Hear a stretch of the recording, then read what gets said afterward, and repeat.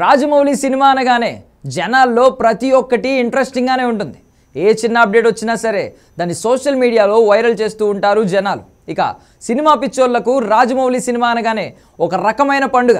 ప్రస్తుతం మహేష్ బాబుతో రాజమౌళి చేస్తున్న సినిమా గురించి ఏ అప్డేట్ వచ్చినా సరే జనాల్లో పెచ్చ క్రేజ్ ఉంటుంది.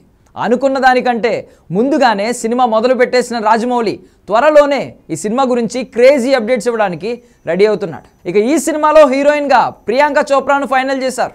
రీసెంట్గా ప్రియాంక చోప్రా హైదరాబాద్ వచ్చి లుక్ టెస్ట్ కూడా ఇచ్చేసింది. దాదాపు ఆమెకు 30 కోట్లు ఇవ్వడానికి రాజమౌళి రెడీ అయినట్లుగా సమాచారం.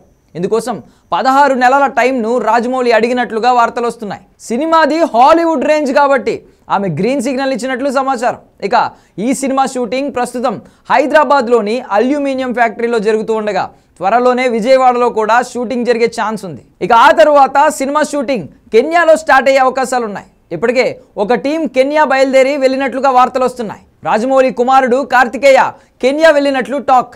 సినిమా షూటింగ్ స్పాట్స్కు సంబంధించి అక్కడ ఏర్పాట్లు అలాగే షూటింగ్ లొకేషన్స్ను ఎక్కడెక్కడ ఏ సీన్ ఉండాలి అనే దానిపై కార్తికేయ వర్క్ చేస్తున్నట్లుగా తెలుస్తోంది. ఇక కార్తికేయతో పాటుగా మ్యూజిక్ డైరెక్టర్ కూడా ఒకరు వెళ్ళారట.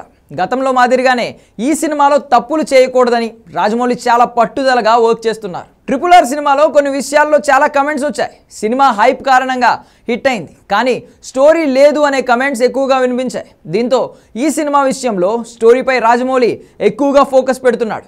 బాహుబలి పార్ట్ 2 సమయంలో కూడా సినిమాలో స్టోరీ లేదని విమర్శలు వచ్చాయి. దీంతో ఇప్పుడు రాజమౌళి కాస్త జాగ్రత్త పడుతున్నట్లు టాక్. కెన్యాలో నేషనల్ పార్క్లో ఈ సినిమా షూటింగ్ జరగనుంది.